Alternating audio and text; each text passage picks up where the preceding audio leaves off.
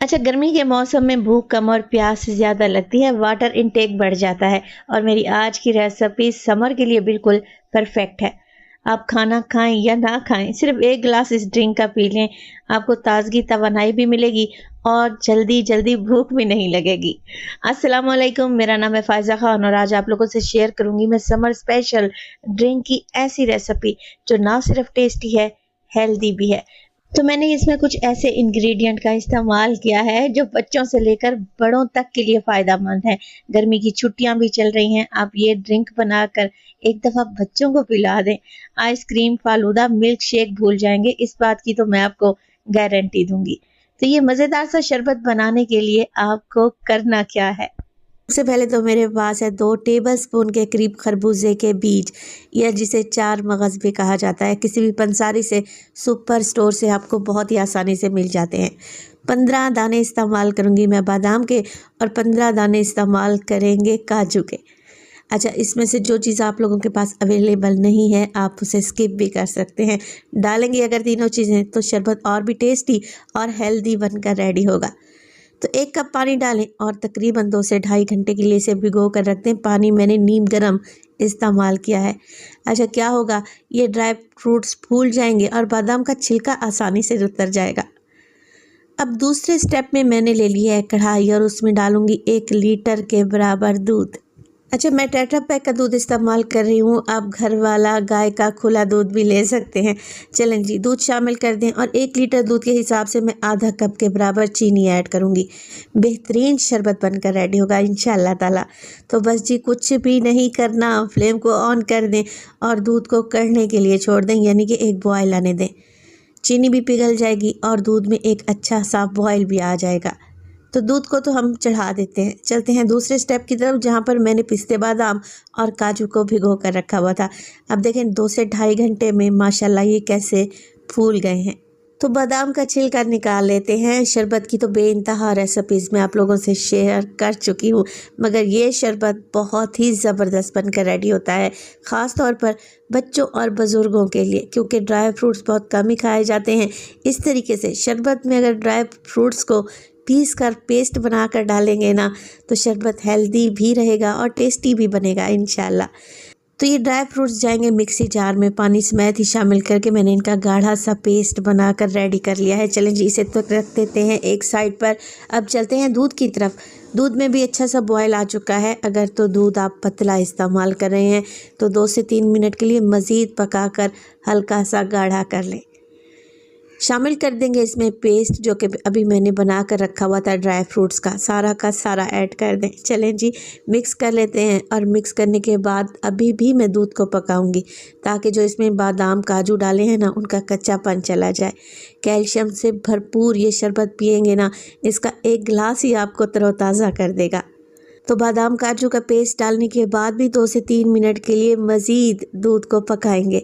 अच्छा, जब तक दूध में एक और बॉयल आता है, यहाँ पर एक बोल में डाला है मैंने आधा कप के करीब दूध।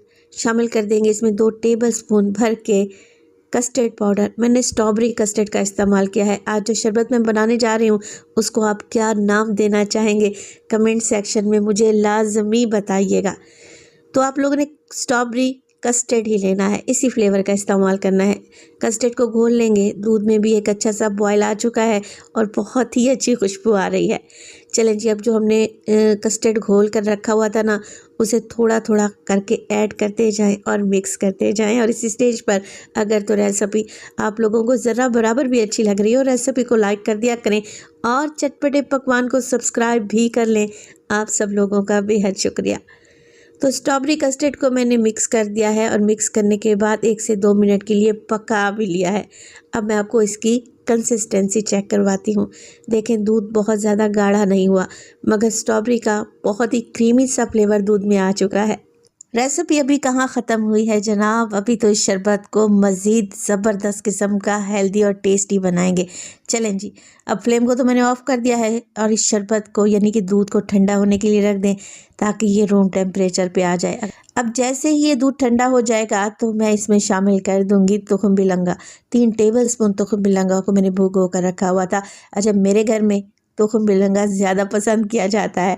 आपको जितना पसंद हो आप उसी हिसाब से डाल दें। शरबत को मज़ीद मज़ेदार बनाने के लिए शामिल करेंगे आधा कप के बराबर लाल शरबत। अब आप लोग पूछेंगे कि फ़ायज़ा ये लाल शरबत कौन सा है?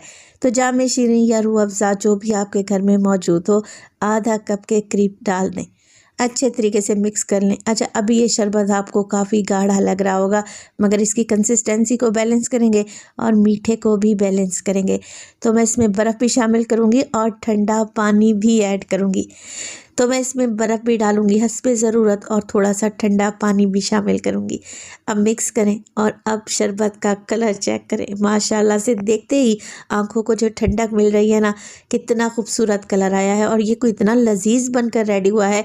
जब आप इसका एक सिप लेंगे ना, कब पूरा गिलास ख़त्म हो गया आपको पता भी नहीं चलेगा।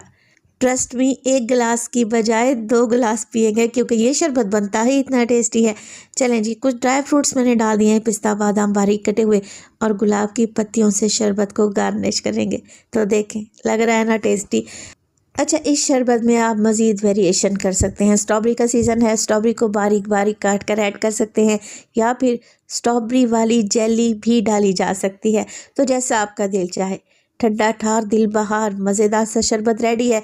आप इसे क्या नाम देना चाहेंगे कमेंट सेक्शन में लाजमी बताइएगा।